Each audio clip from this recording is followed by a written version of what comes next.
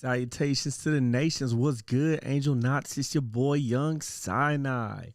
All right, so today we're going to be looking at a few videos. We're going to start with the end of video game collecting by Happy Console Gamer. Shout outs to him. Love his videos. Huge fan of his channel.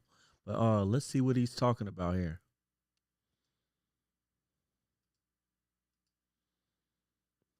So welcome back to another episode, and yes, the episode is called The End of Collecting as we know it. Yo, my bad to stop it so soon. That music right there used to freak me out as a kid. Like when I first heard that castle music in Super Mario, I ran and hid behind my dad. I was like 5 or something, like true story. It's a really strange time, and I really wanted to deep dive into this topic, and especially the topic of Nintendo key cards and what that means and what it is for everybody, who's right, who's wrong. And yes, this is about the game keycard situation, and I'll ask you guys, what do you think of the game keycard situation? Let me know down below.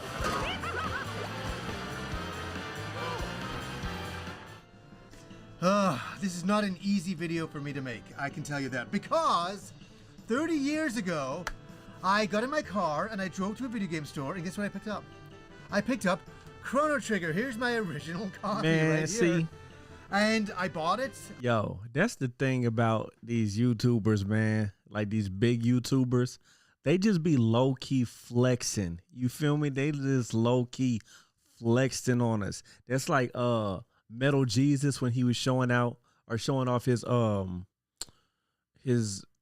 gaming house basically, and he just like, you know, just happened to do some B-roll over Earthbound. Like, we see you, but he actually had a pretty good story of when he got Chrono Trigger. I remember him telling that story. I paid $99 for it. I came home, I played it, I finished it. A beloved classic for all time, and for me, 30 years later, it's still sitting up on my shelf, and I can still go and put it in my Super Nintendo and play it.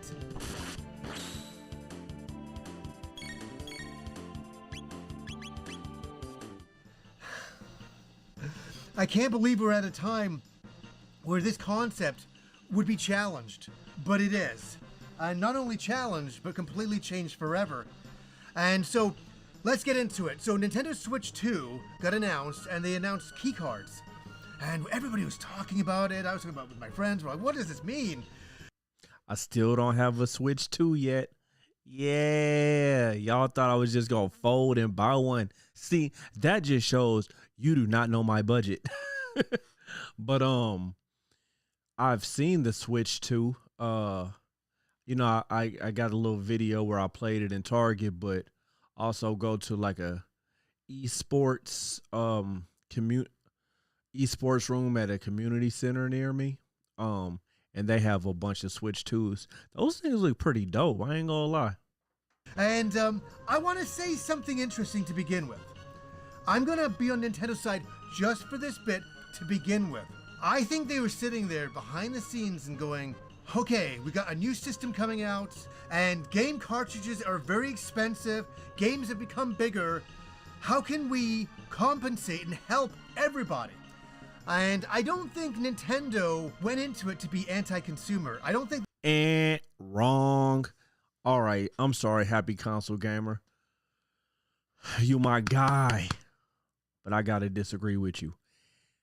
Everybody knows that Nintendo hates their fans, okay? They hate their customers. They will do anything they can to be anti-consumer. So I don't even know the argument you about to make. I low-key only kind of understand the whole game card collection. It's like kind of confusing to me. I ain't gonna hold you. But one thing I do know is that Nintendo hates their fans, okay? Even thought of it. Nintendo is Bowser and the consumer is Mario. Like, that's how they feel. That way. They thought, how can we give video gamers, our audience, how can we give them what they want, the consumer, what they want, but also appeal to these gigantic games? And No. When has Nintendo ever thought about what the consumer wants? If they thought about what the consumer wants, then they would sell us virtual console games again. If they thought about what the consumer want, then they wouldn't keep making us buy the same Super Mario World 37 times on 8 different consoles. they created the game key card, where it's a card where the game is not on it. You put it in your Nintendo Switch 2 and you download the game from Nintendo Switch 2 servers. And then the game magically appears. Isn't that amazing? But you can take the cartridge and you can sell it. Let me hear that again. At an EB game. Let me hear that again. I'm really trying to wrap my mind around this. To become bigger, how can we compensate and help everybody? And I don't think Nintendo went into it to be anti-consumer. I don't think they even thought of it that way. They thought, how can we give video gamers, our audience, how can we give them what they want, the consumer, what they want, but also appeal to these gigantic games? And they created the game key card, where it's a card. Okay, it's a card. Where the game is not on it. But the game's not on it.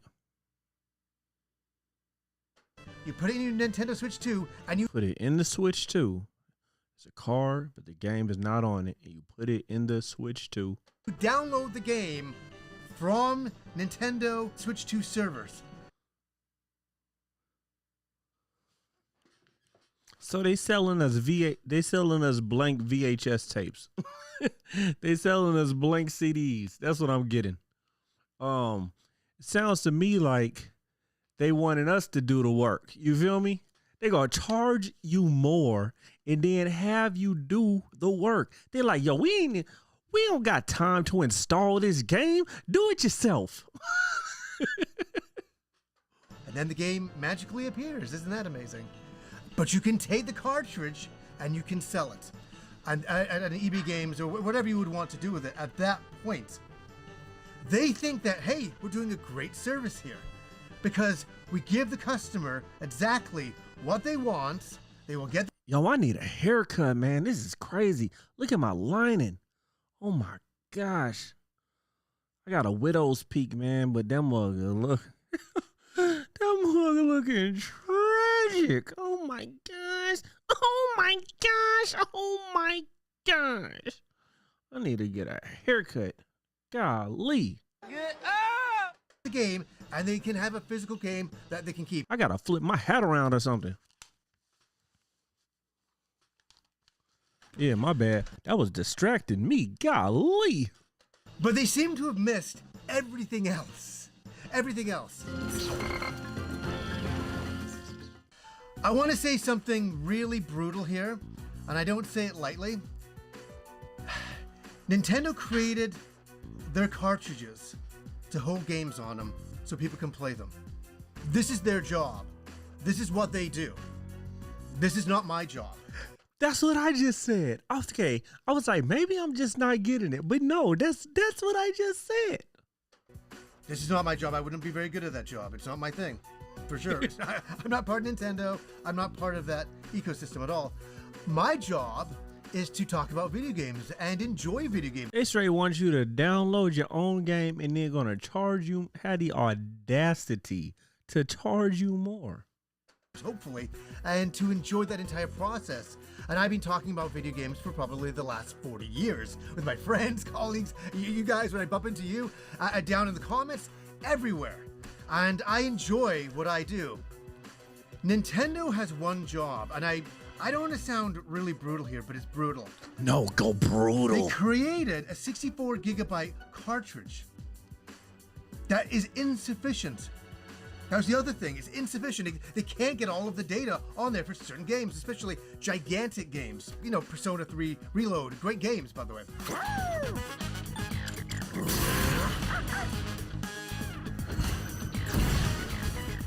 Nothing against the games. The games are great. but they won't fit on The games are always good. It's the company that sucks. The company sucks. the 64 gigabyte cartridge. So they think it's a great idea that you will just download the game. But it's not, because it just completely fills up your Nintendo Switch, and then you have to delete other things, and it defeats the entire purpose of collecting. And we're going to get into all the details of that. When has Nintendo ever cared about collecting? When have they ever cared about game preservation? I'm sorry, happy console gamer, but Nintendo don't care about this. They don't care about this. They don't care about you. They don't care about me. All they care about is dollar bills, man. All right, I hope you're ready. Nintendo's job was to create a cartridge or whatever format they wanted to put the games on. And they took this other direction. And it's a direction that I really do not like. Some people will say something amazing and they would be right about this. Hey, PlayStation's been doing it for years. Xbox has been doing it for years. You're right. You're 100% right. In fact, I bought this for my wife. Baldur's Gate 3 here. It's the PS5 version, the Japanese version, because we want to have a physical version of the game. Where, guess what? Most of the game is not on here. We had to download it. That's why when I bought, so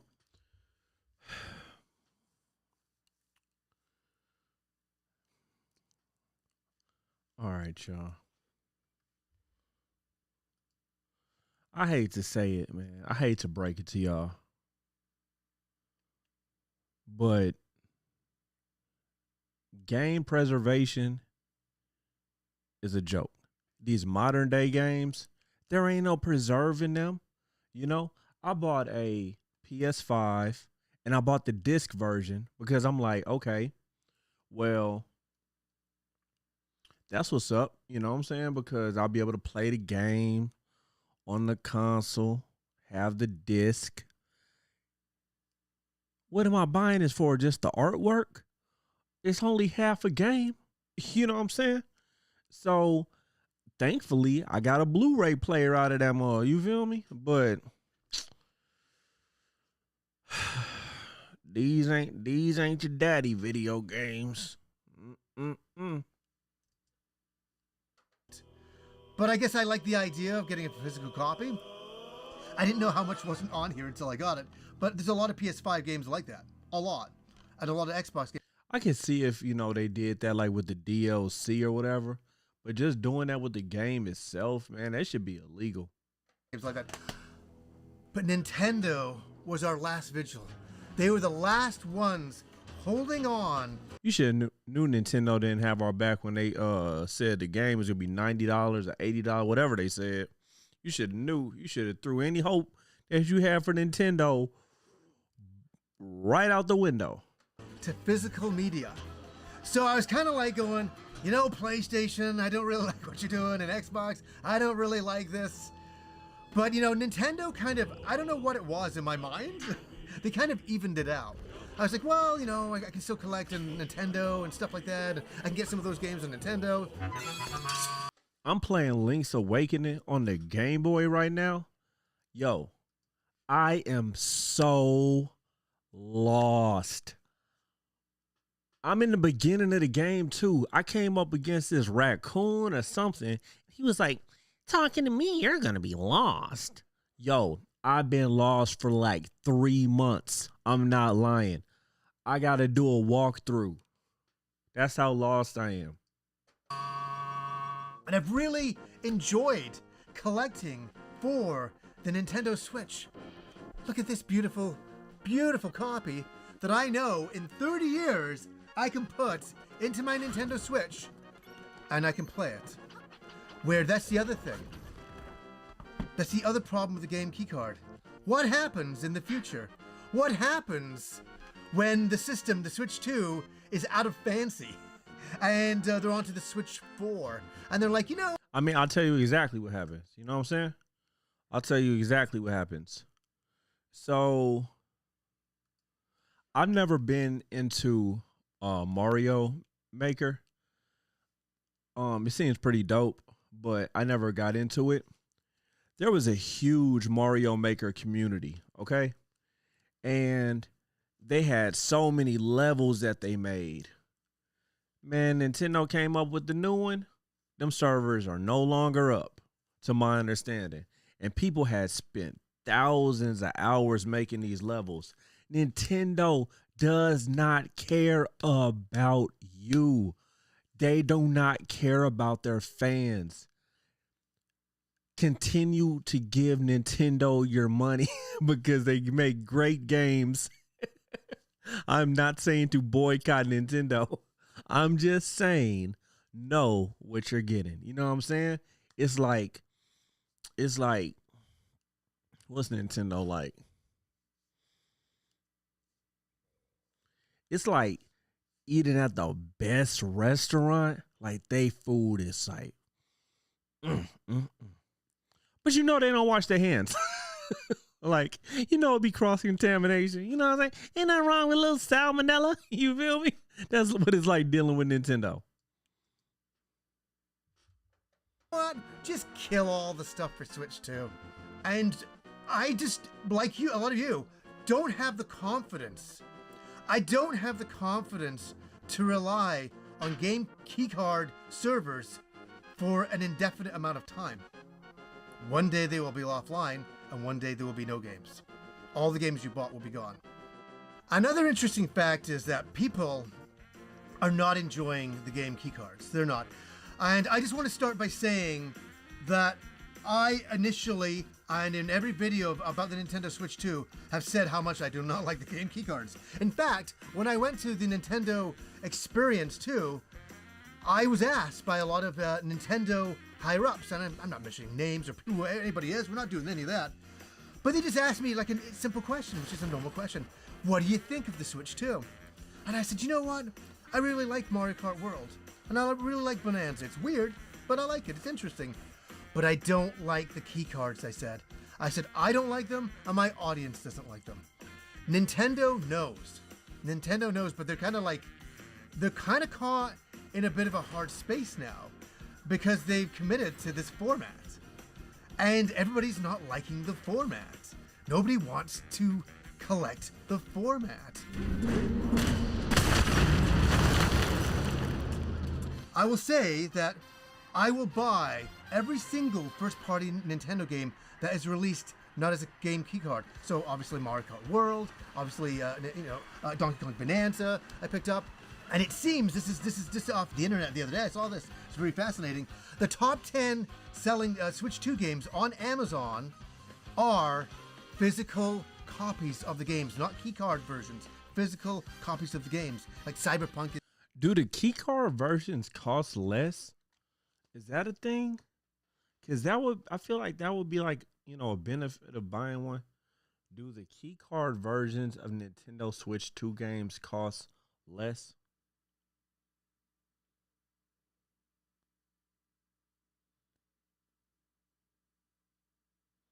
Okay. It says, according to Google, dang, it disappeared. According to Google, it just gave me two different answers. Google don't even know. It said yes, they cost less, and then I had to reload it, and it says no. Nintendo Switch 2 game cards. Excuse me.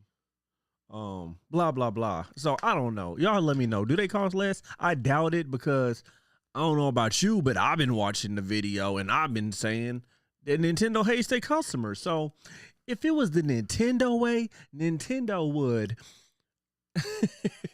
not put the cartridge, or I'm sorry, not put the game on the cartridge, then charge you more for the downloading experience. You feel me? In there and quite a few other games. So people are kind of... Yo, fun fact about Happy Console Gamer, because I've watched quite a few of his videos and I saw when he was like showing his setup. Did you know he's actually sitting on the floor right now? He's not sitting like at a desk in a chair. He's sitting on the floor. He said that's just how he feel comfortable doing it, man. And shout outs to him. answering back. And yes, is everybody going after Nintendo on this one? They are, because they were the last ones holding up the pillars of collecting and of game cartridges having the entire game. How many videos have you seen and how many collections do you own personally that have gigantic red boxes behind you or in front of you or beside you, wherever, maybe in the garage, somewhere, of all of those Nintendo Switch games? We were proud to own for the Nintendo Switch. I was proud. I was so enjoying collecting on the Nintendo Switch. I can't even tell you, like a lot of you. And it just feels like the rug is being pulled from all underneath us, and it is heartbreaking. It's heartbreaking. So one of the reasons that I'm not excited about trying to buy the Switch 2 is that it's like limited backwards compatibility, which is trash. I hope they fix that, like in an update or something, because I'm trying to consolidate my handheld collection. I'm not trying to have a Switch 1 and a Switch 2. I would like to be able to just give my OLED to like my kids or something, and then I have a Switch 2. But having the games divided on two consoles, like, what? They have to fix that, right?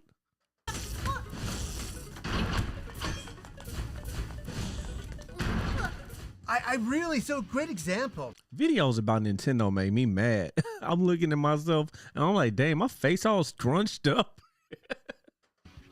You know, I'm a big East fan. Maybe you know that.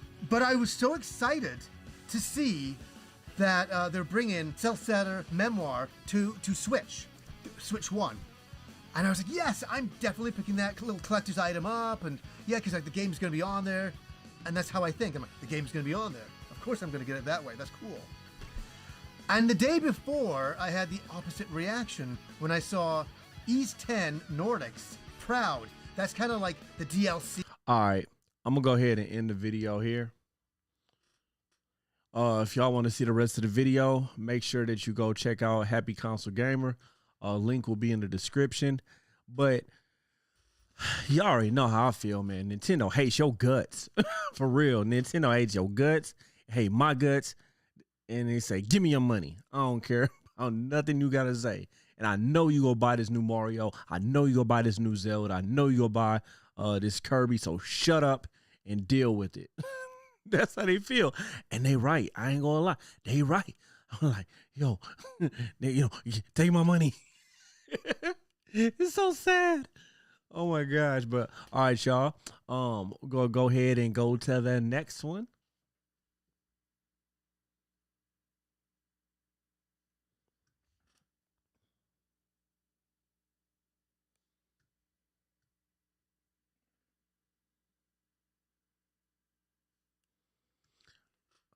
All right, God bless and salutations to the nations. Peace.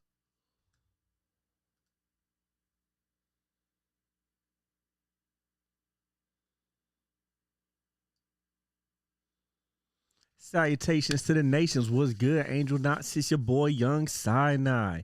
Okay, so today we gonna be watching a video about 5 forgotten TV shows.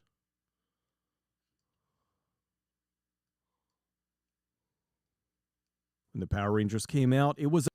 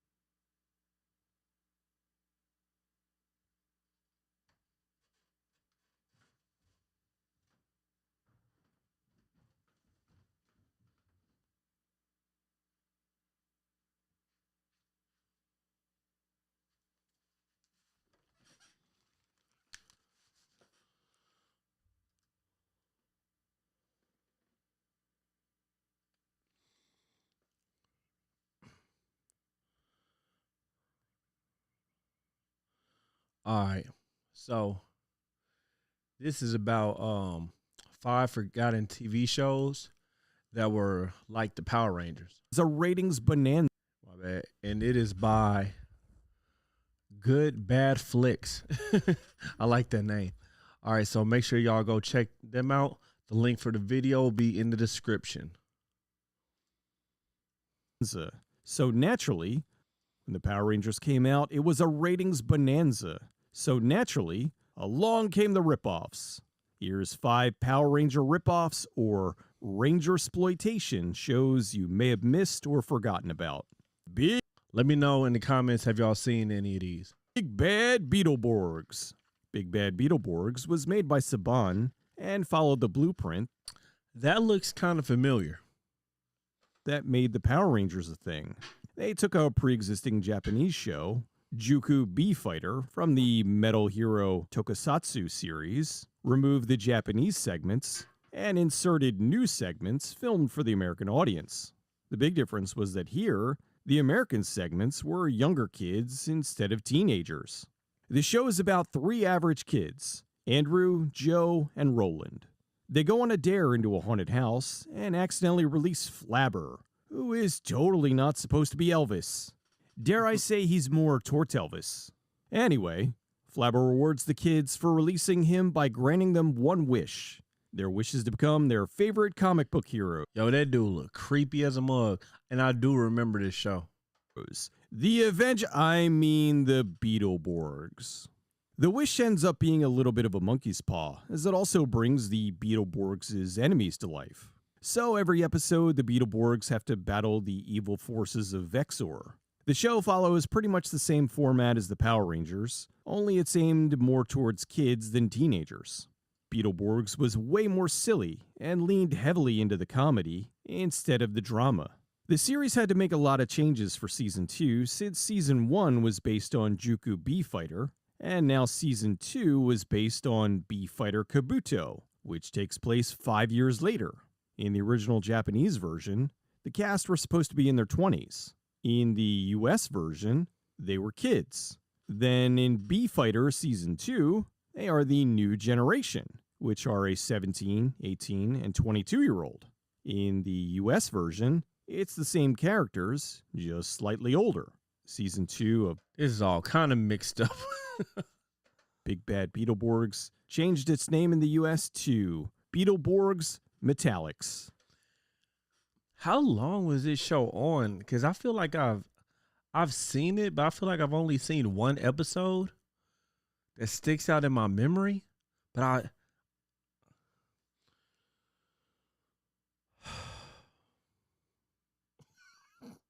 I feel like I've seen one episode of this, but I feel like I've seen tons of episodes of this at the exact same time. I know that makes no sense. It's just like in my subconscious, like you've seen lots of these.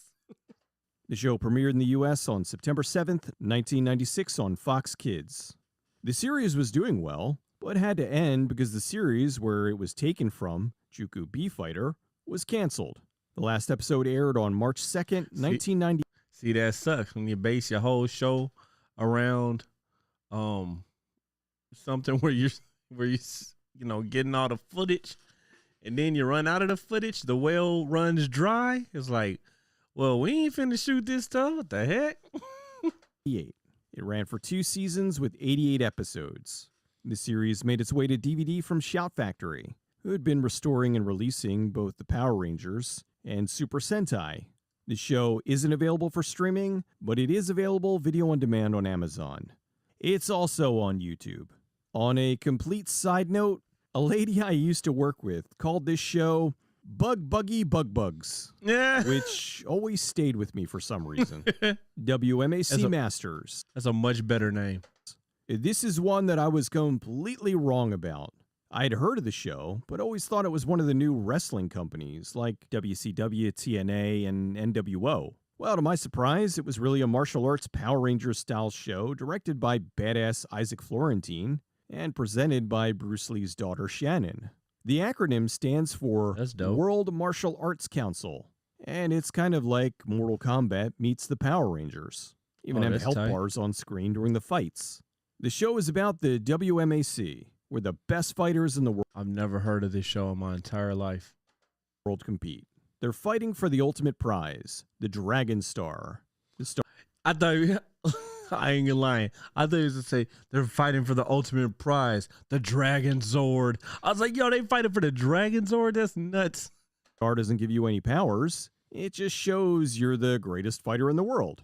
The show premiered on September 16th, 1995 in first-run syndication. While the show was structured like a competition, it was all scripted, and the fights were choreographed. The fighters were indeed skilled martial artists, which made the fights highly enjoyable. I was shocked to find out this was one of the most expensive TV series of all time. Wow. The full Hey, did y'all see Fake Kano right there? Let me run back Fake Kano.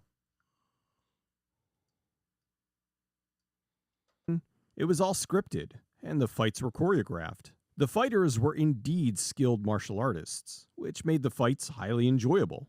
I was shocked to find out this was one of the most Fake Kano. expensive TV series. Right there. That boy got a that boy got a GoPro on his eye. He looking like this. Hold up.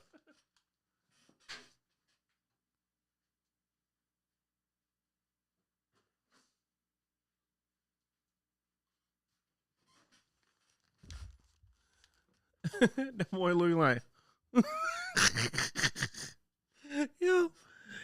yo, twinsies.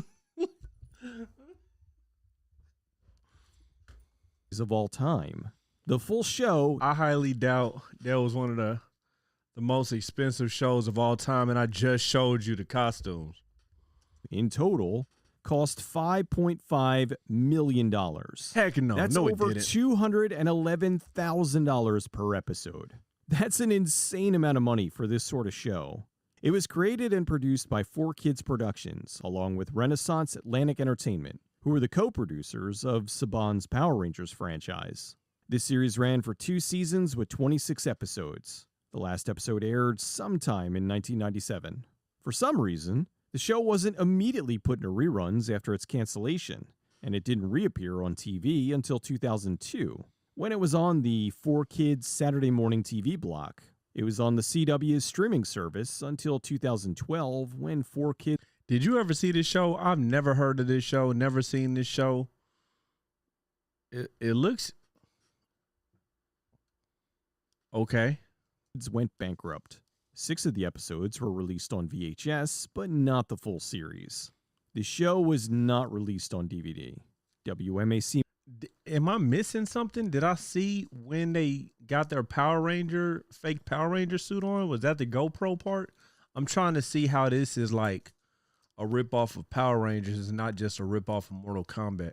Masters is not available for streaming, but both seasons are on YouTube. Tattooed Teenage Alien Fighters from Whoa. Beverly Hills. That's not the name. That's not the name. That's the straight name. That's the name. Tattooed Teenage Alien Fighters from Beverly Hills. Whoa, that is a long name. Is that as long as Teenage Mutant Ninja Turtles? That's only 4 words. Tattooed Teenage. They just got to throw teenage in there. Alien Fighters from Beverly Hills. That is 7 words. Is that right? Because y'all will be correcting me in the comments. Tattooed Teenage Alien Fighters from Beverly Hills. Yo, that is a long title. Here's where they really go off the deep end towards Silly Town. Tattooed Teenage Alien Fighters from Beverly Hills seemed to be merging a few things at once. It was a combination of the Power Rangers and the hit show Beverly Hills 90210. The show was about 4 unlikely high school friends living in Beverly Hills. After accidentally opening a portal to another dimension, the kids discover they've been selected to fight off the evil Emperor Gorgonus. He wants to conquer the planet because Earth is where the power portals converge, and if he rules the Earth... Why they tattooed? If they teenagers, where are their parents at? Don't you got to get a parent's approval to get tattoos? It'll make... Maybe they're teenagers like they're 18. Maybe. I don't know. Maybe he'll answer. Let's see. it easier for him to rule the galaxy. The teens are given tattoos by the giant blob Yeah, see, I told you your answer. That'd be my ADHD kicking in, man. Nimbar, who is this series' version of Zordon. They can then transform into completely different people, so they can battle the monster. Oh, no, you couldn't pay me enough to wear what they just had on. Let's, hold on. Ooh. Converge, and if he rules the Earth, it'll make it easier for him to rule the galaxy. The teens are given tattoos by the giant blob Nimbar, who is this series' version of Zordon. They can then Oh my gosh. transform into completely different. Oh my gosh. Okay, let me tell you something. If you want to make a show that's appealing to kids, number one, it has to have cool costumes. Okay? That is rule number one. If we can't get past rule number one, don't even air the show. Because ain't nobody trying to look like none of these people.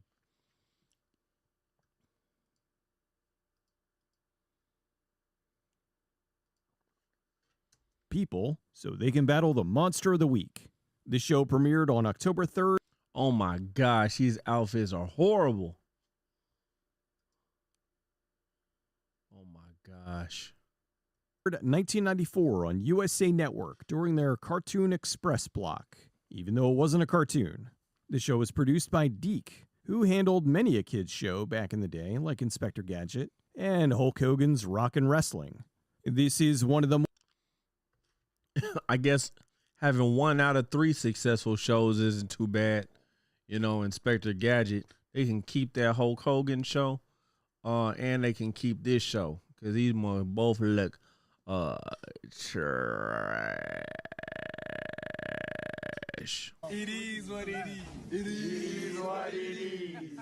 more blatant Power Ranger ripoffs. The kids are doing teenager stuff, bad guys plotting. They have to use their powers to fight off some underlings. The bad guy then sends a big monster to destroy something in the middle of nowhere, and the kids merge to form the Ultimate Galactic Sentinel Nitron to fight off the monster.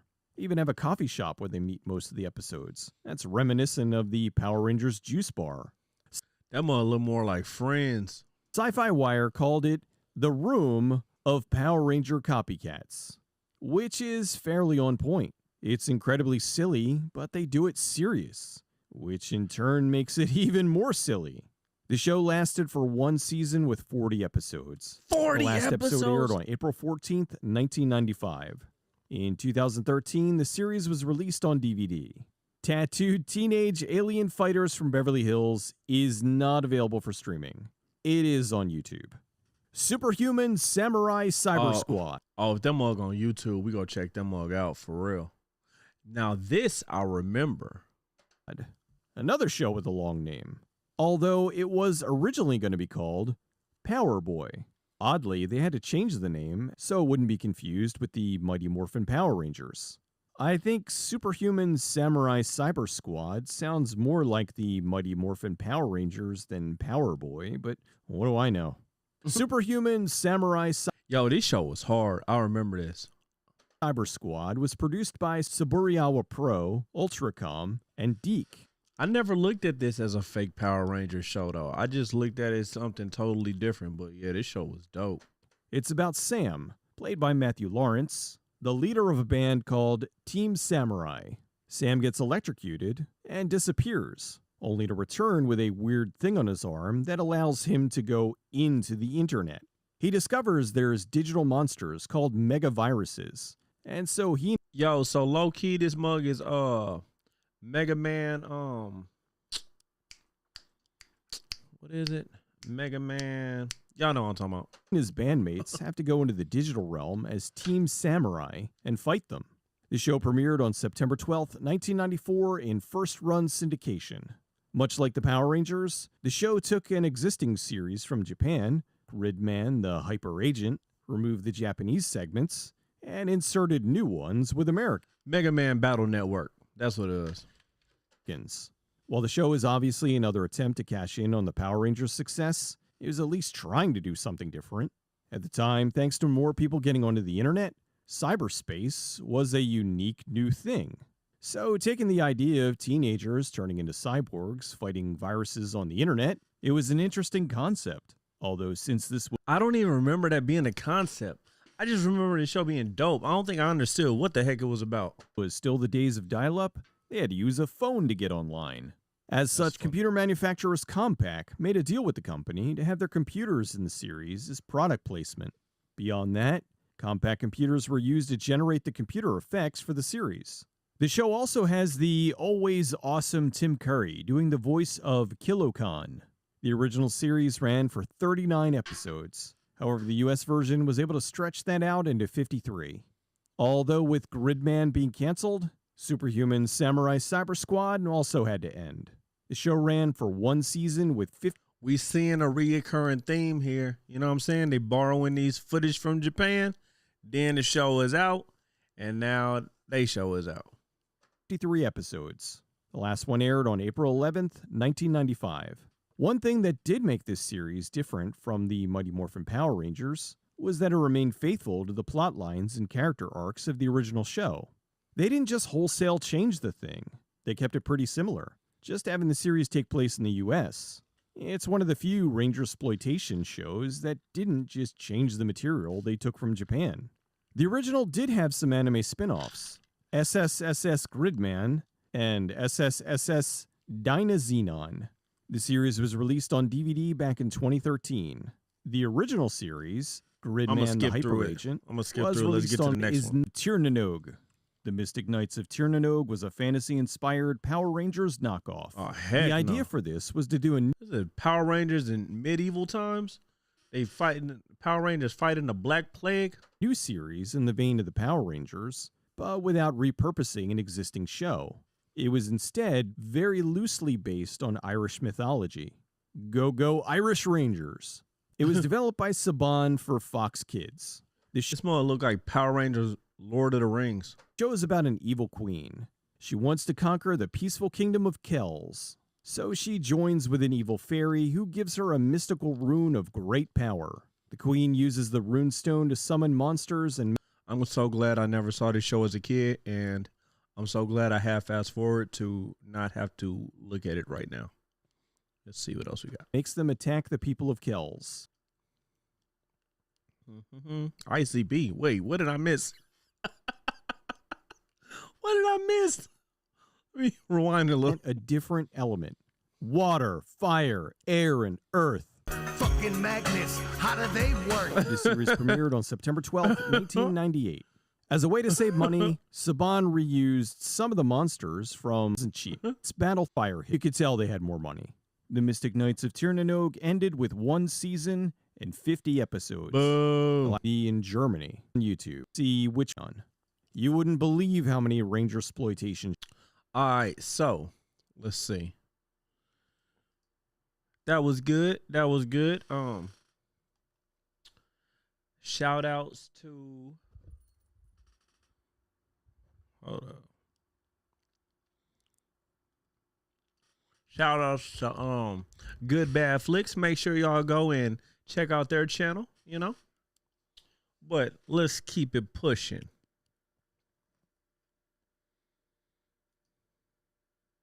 This is Power Rangers, the movie, 20 Weird Facts that you didn't know. Stop these things. This is brought to us by Movie Dude.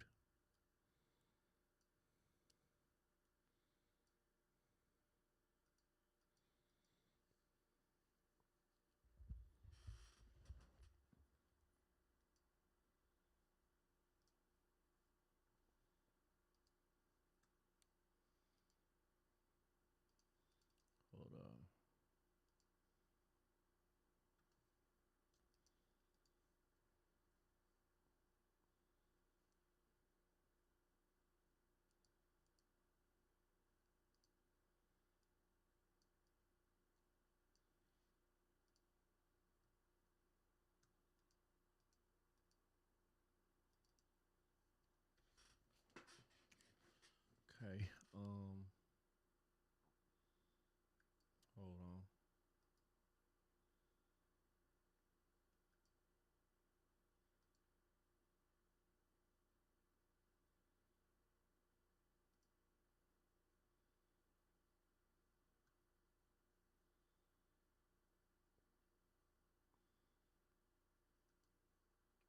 Dang.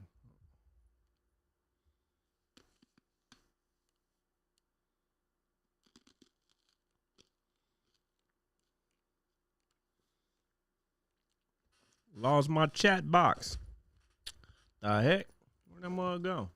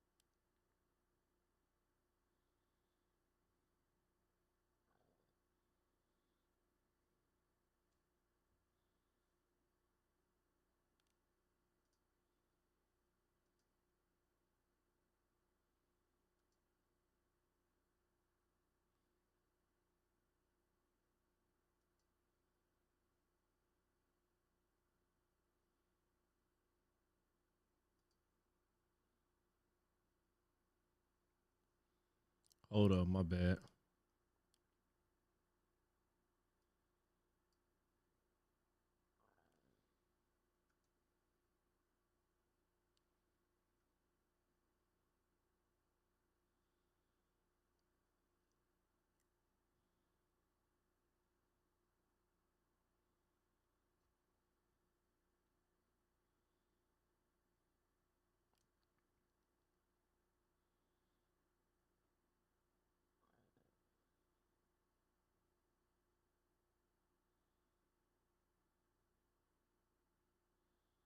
All right, I lost my chat box.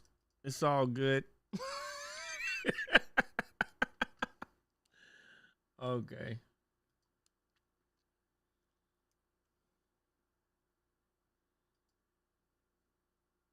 Dang, man, where'd that mug go?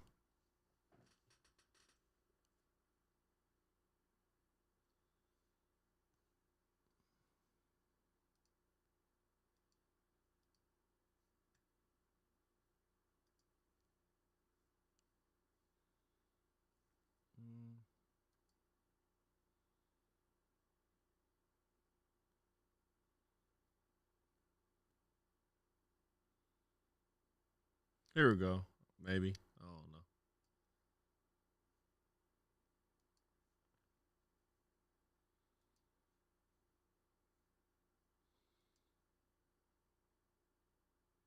Here we go. Okay.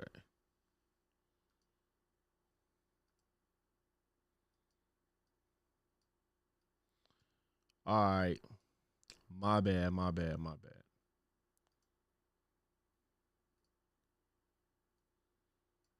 I couldn't see the chat anymore. Now I can.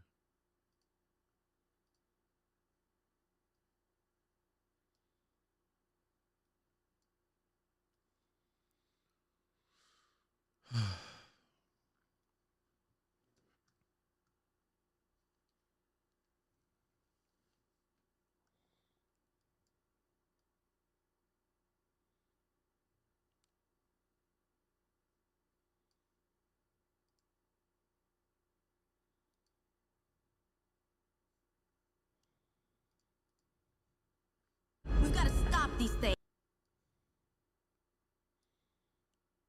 All right. So, this is Power Rangers, the movie. Oh. Salutations to the nations. What's good, Angel Knots? It's your boy, Young Sinai. So, we're going to be checking out Power Rangers, the movie, 1995. 20 weird facts that you did not know. And this video is brought to us by Movie Dude. So, go ahead and make sure you go check him out. Let's see what this mug talking about.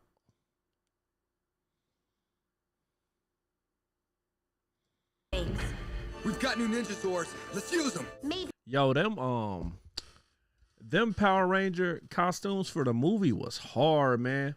if I can download the very last plasmatic morphing gem into the transport core. No offense, Buzz, but they might The original movie specifically. find you a little disgusting. Six Rangers, one slimy villain, a movie that cranked everything up to 11. Power Rangers. The movie wasn't just a longer TV episode, it was bigger, darker, and a whole lot weirder than fans expected. But behind the glowing suits, cheesy one-liners, and CGI Zords, the real story is full of crazy surprises. Here are 20 weird facts you didn't know about Power Rangers, the movie. You call yourself Kingo Warriors, well, I Kingo Turkeys. Have you all stuffed and roasted? Number 1. A newspaper ad trick filled the crowd for free. For the big fireworks celebration scene at Darling Harbour in Sydney, the production needed a massive audience to cheer for the Rangers.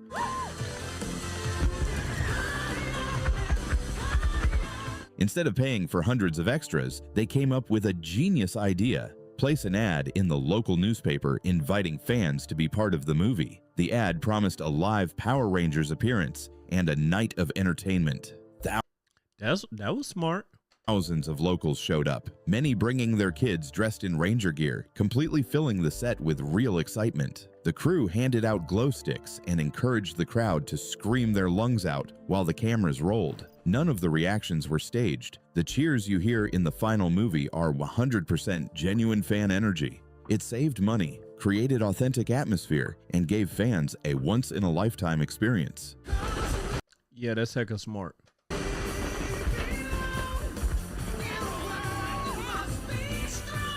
Number 2. This movie ditched the recycled Japanese footage. One of the biggest differences between Power Rangers, the movie, and the TV show is that not a single frame of Japanese Super Sentai footage was used. The series famously relied on action scenes from the Japanese show, cutting costs by splicing them with new American shot footage. For the movie, however, everything had to be filmed fresh. The battles, Zord fights, and special effects were...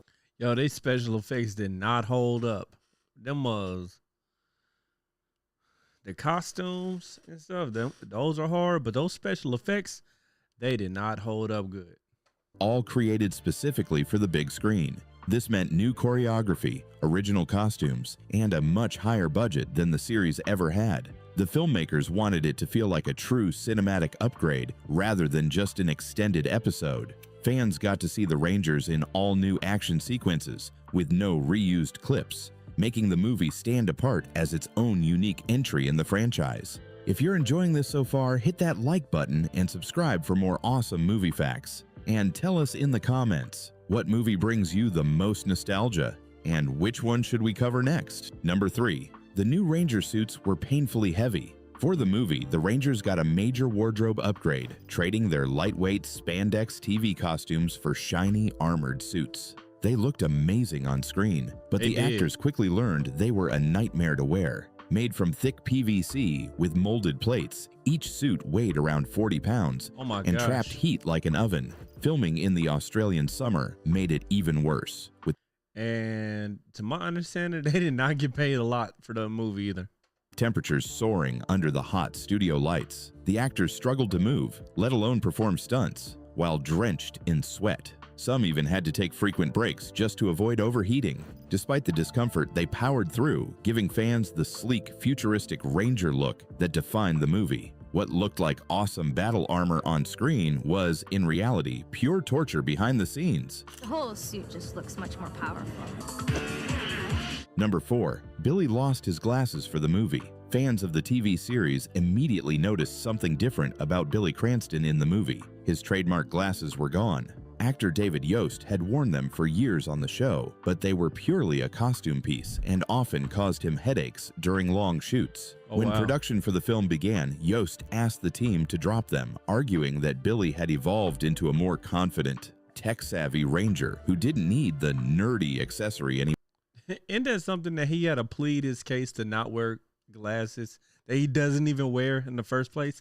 But something I'm confused about is, why did it give him headaches? Because couldn't he have just worn, just, if you just wear glasses as just glass, does that give you a headache? I'm confused. The filmmakers agreed, and for the first time, Billy appeared without glasses, giving him a more mature look.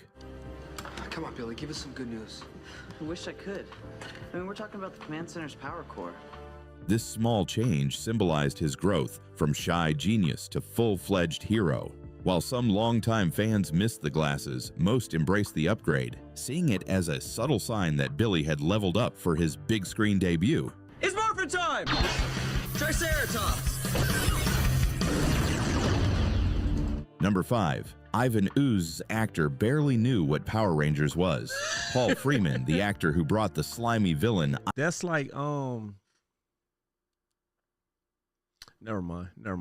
Ivan Ooze to life, had no idea what Power Rangers was before signing on. Known for his serious work, including playing Belloc in Raiders of the Lost Ark, Freeman initially thought the project was bizarre when he saw the colorful costumes and over-the-top script. Instead of phoning it in, he decided to fully embrace the weirdness. He created a campy, theatrical version of Ivan Ooze that became the highlight of the movie. Despised, they call me Ivan Ooze. Freeman's commitment to the absurd tone gave the character a unique charm that fans still love. Even without knowing the franchise, he delivered a villain so memorable that he's often considered one of the best parts of the entire film. His performance proved that sometimes going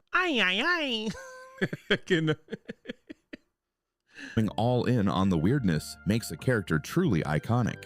Number 6. Ivan Ooze ad-libbed one of the funniest lines. One of Ivan Ooze's most memorable moments comes when he rants about everything he missed during his 6,000 years trapped in a hyperlock chamber.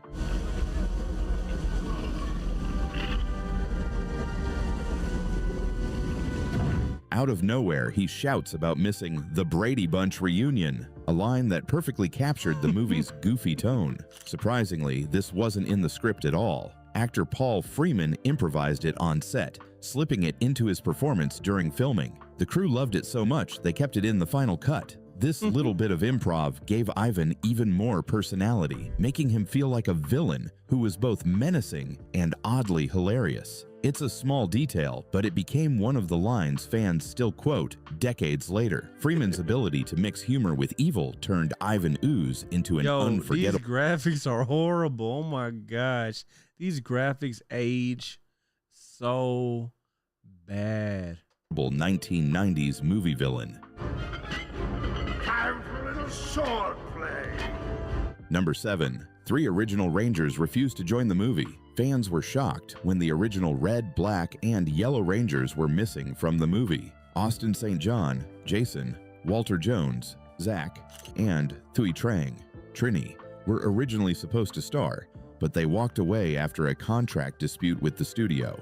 The actors felt they weren't being paid fairly for the jump to a big-budget film, so they chose not to return. Their sudden departure Good for them. forced the production to bring in their TV replacements, Steve Cardenas, Johnny Yong Bosch, and Karen Ashley, just before filming began. This last-minute cast change reshaped the team dynamic and marked a major shift in Power Rangers history. While fans missed the original trio, the new Rangers stepped up and became iconic in their own right, making the movie an important turning point for the franchise. Number 8. Thuy Trang left her mark despite not being in the movie. Although Thuy Trang, the original Yellow Ranger, wasn't part of the film due to the contract dispute, Hi guys, my name is Thuy Trang and I play Trini the Yellow Ranger! her influence on the franchise was undeniable. Known for doing many of her own stunts on the TV series, Trang That's dope. brought a level of authenticity to Trini's fight scenes that fans loved. She often impressed stunt coordinators with her dedication and fearlessness, That's dope too. performing moves that other actors would leave to doubles. Tragically, Thuy Trang passed away in a car accident in 2001 at only 27 years old, leaving fans heartbroken. Even though she never appeared in Power Rangers the movie, her legacy as the original Yellow Ranger lives on. Many fans still consider her one of the most iconic members of the team, proving that her impact on the franchise went far beyond a single film. Come on!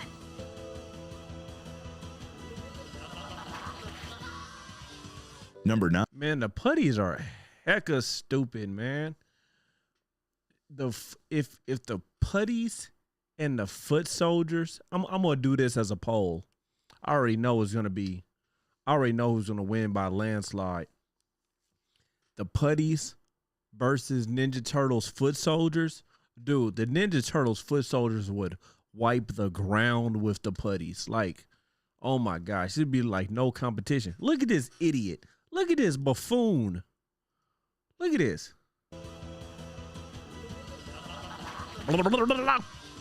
Number 9. The movie's events don't match the TV storyline. Fans expecting the movie to fit perfectly into the TV series Yo, them outfits was hard too. Low key.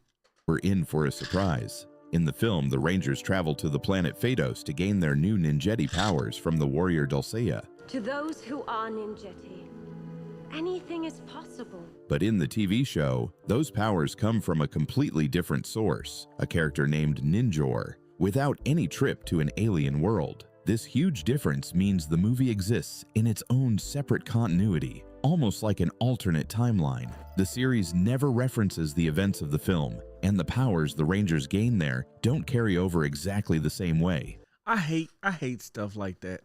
While it confused some viewers at the time, many fans now see it as a fun what-if version of the story. The alternate take gave the Rangers a unique big-screen adventure that stood apart from the show's ongoing. Oh, that black outfit go hard, man.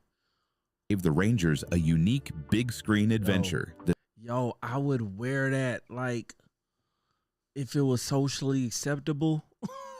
Stood apart from the show's ongoing plot. Number 10. Buckethead secretly rocked out on the movie's soundtrack.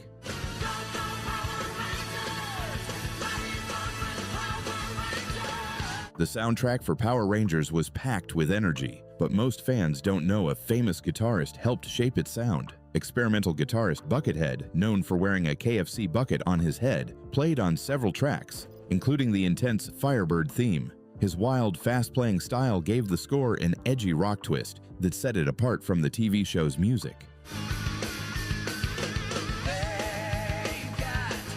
While he wasn't credited as a star contributor, his fingerprints are all over the guitar-heavy moments in the film. This unexpected collaboration added a layer of coolness to the soundtrack, making it stand out among other 90s kids' movie scores. Even if most fans didn't realize it, Buckethead's riffs helped power up the Rangers' big screen debut. Number 11. The Ranger suits were designed by a sci-fi veteran. For the movie, That's how I know I'm tired.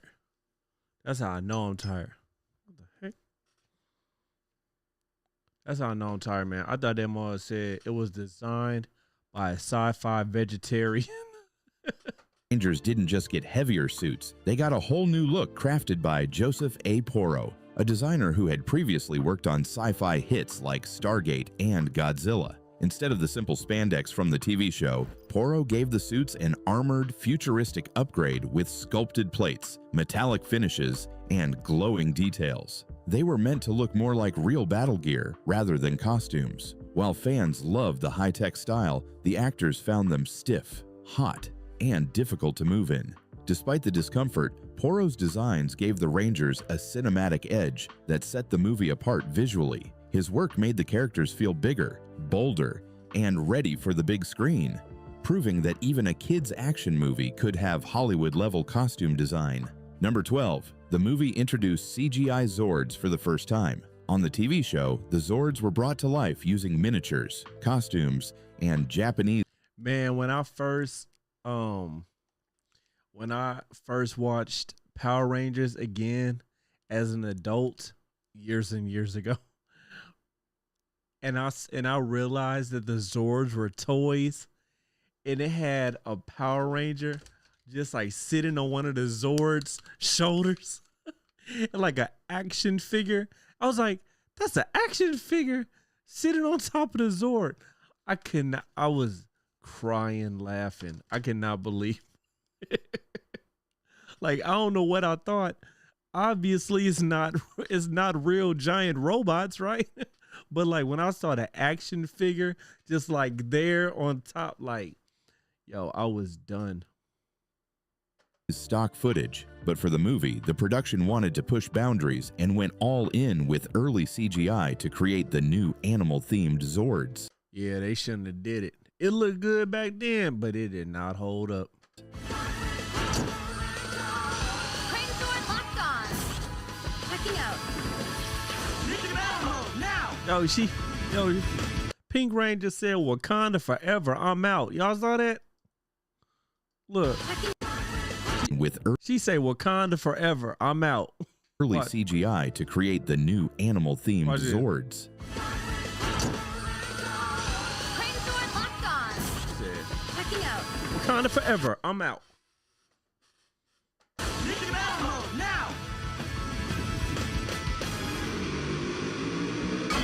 In 1995, this was cutting-edge technology, but it also meant the visuals looked a bit clunky compared to today's standards. At the time, though, audiences were amazed to see the Megazord fight in full 3D animation instead of the usual guy-in-a-suit battles. This was the first time the franchise used fully digital effects for its giant robots, and while critics weren't impressed, it was a bold move for a kids' movie. The CGI Zords gave Power Rangers, the movie, a unique look that set it apart from anything fans had seen on TV. Good idea. Let's do it. Let's do it.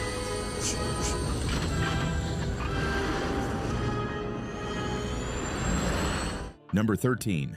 The alien planet Phaedos was just an Australian quarry. The mysterious planet Phaedos, where the Rangers train with Dulcea and face deadly trials, looks like a distant alien world on screen. In reality, those scenes were filmed in Bombo Quarry, a rugged site in Kiama, New South Wales. With its dramatic rock formations and wide open spaces, the location gave the perfect otherworldly vibe without the need for heavy CGI or sets. The crew enhanced the natural landscape with fog machines, lighting effects, and a few alien props to sell the illusion. Despite being just a quarry, it ended up looking epic on camera, creating one of the movie's most memorable settings. Fans who visited Bombo Quarry today say it still feels surreal to walk through the real-life spot where the Rangers unlocked their new ninjetti powers. Number 14. Goldar's throne room gag hides in the credits. Most fans left the theater when the credits rolled, but those who stayed were treated to a hilarious extra scene. Also, they pulled a like a Marvel end credits type thing. In it, Goldar is seen sitting on Lord Zed's throne, pretending to be the new ruler of evil while enjoying his moment of power. Just as he declares himself in charge, Zed and Rita walk in, catching him red-handed. The scene cuts off with chaos and laughter, ending the movie on a goofy note. This hidden gag was one of the earliest examples of a post-credit stinger in a kids' film, long before Marvel made it a trend. Yeah, that's all I'm saying. It perfectly fit Goldar's bumbling personality and gave fans who stayed until the very end a little bonus laugh after all the action.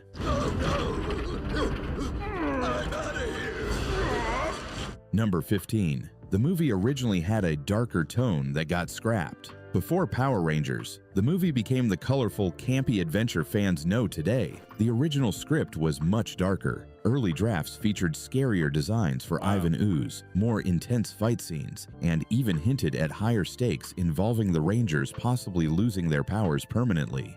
We're losing power.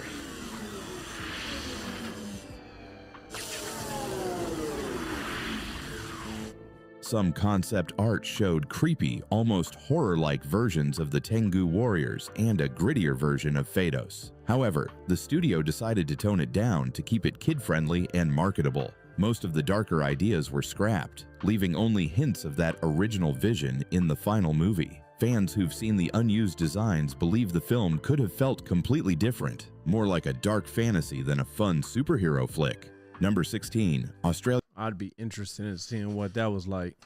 Australian stunt rules forced a whole new stunt team. Because the movie was filmed in Australia, strict union laws required all stunt performers to be local hires. This meant the experienced stunt team from the TV show couldn't be used. Instead, the production had to quickly recruit and train Australian martial artists and stunt professionals to handle the intense action scenes. The new team worked hard to match the unique Power That's dope that Australia has that law, you know, looking out for their own.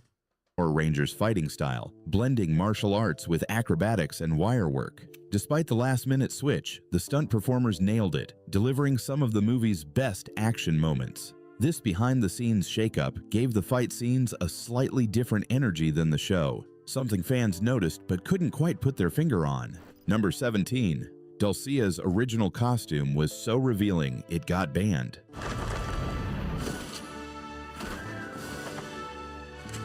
It was more revealing than that? What was they thinking? Before filming, Gabrielle Fitzpatrick's character Dulcia was designed with a very different look. The original costume was described as extremely revealing, almost like something out of a fantasy pinup, with far less coverage than what ended up on screen. When the actress arrived, I'm gonna skip past note line did the original version controversy behind the scenes. Dulcia's actress was secretly replaced mid-production. Not many fans know that the character Dulcia was originally played by a completely different actress, Mariska Hargitay. Yes, the future star of Law & Order, SVU, was first cast as the mystical warrior and even filmed several scenes on Phaedos. However, after production delays and script changes, she left the project before completing her role. The studio quickly recast the part with Gabrielle Fitzpatrick, who had to reshoot all of Dulcia's scenes from scratch. Some early promotional materials and behind-the-scenes photos still show Hargitay in the original costume, giving fans a rare glimpse of what could have been. The switch was so quiet that most audiences never noticed, but it's one of the strangest recasts in Power Rangers history. This behind-the-scenes shakeup means somewhere out there, unused footage of Mariska Hargitay as Dulcia might still exist, hidden away in the archives. Number 19. The Megazord cockpit scenes were filmed in a tiny sauna-like set. While the Megazord battle looks epic on screen, Activating Megazord battle mode. Megazord sequence has been initiated. the cockpit scenes were filmed in a cramped, overheated set that made the actors miserable. The production built a small control room filled with flashing lights, wires, and fog machines to create the illusion of a giant robot interior. However, the space was so tight that the cast could barely move without bumping into equipment. To make things worse, the powerful lights and fog made the temperature skyrocket, turning the cockpit into what the actors described as a mini sauna. They often filmed these scenes drenched in sweat, trying to look heroic while feeling like they were melting. Crew members had to bring in fans between takes just to keep them from overheating. Watching the Rangers shout commands and pilot the Megazord, you'd never guess they were suffering in one of They was already in these hot costumes that they can't stand being in. Now they're in these little cockpit sauna microwaves. One thing I've learned about I love Power Rangers. You know what I'm saying? I love Power Rangers. But one thing I've learned about the creators of Power Rangers, like the corporate side of things, is they do not care about those actors at all. At all. They do not care about the actors on Power Rangers at all. Notice how we heard about the black, red, and yellow Ranger leaving because of unfair pay, right? The Red Ranger, they made him sign his contract to be a part of the Power Rangers when he was underage, right? Zord, the actor who plays Zordon, dude, they did him so dirty. I ain't even gonna talk about it. I'm gonna make a video at some point, but they do not care about the actors, unfortunately, you know. And I think they hardly got paid anything for this movie too. the most uncomfortable sets in the entire movie. Number 20. A real explosion nearly went wrong during filming. While Power Rangers, the movie was filled with CGI and special effects, some of the action relied on real pyrotechnics, and one stunt came dangerously close to disaster. During the Phaedos sequence, where the Rangers battle in an open clearing, the crew set up a massive explosion to erupt dramatically behind the actors as they run. The blast was carefully timed to go off at a safe distance, but during one take, the detonation triggered slightly earlier and much closer than planned. The intense heat and shockwave caught the cast by surprise, and their startled reactions in the final cut are completely real. Crew members immediately rushed in to check everyone, and thankfully no one was injured. After that near miss, the team tightened safety protocols for the rest of the shoot. Ironically, the mishap added authenticity to the scene, because the fear you see on the Rangers' faces isn't acting at all. That's Power Rangers the movie, packed with crazy stunts, behind-the-scenes drama, and weird moments fans never knew about. Yeah, that was really good. Shout outs to Shout outs to Movie Dude. He did a really good job. I learned a ton about the Power Rangers. I learned even more that the big wigs with Power Rangers suck and they do not care about the actors. But shout outs to the actors for going through all that so that we can have this great these great memories as kids, you know what I mean? And so shout outs to them. But yeah, I appreciate everybody who tuned in. Thank you. God bless and salutations to the nations. Let me know in the comments. Did you like the Power Ranger movie? And if you didn't like the Power Ranger movie, let me know why you didn't like them all. You feel me? But I like them all.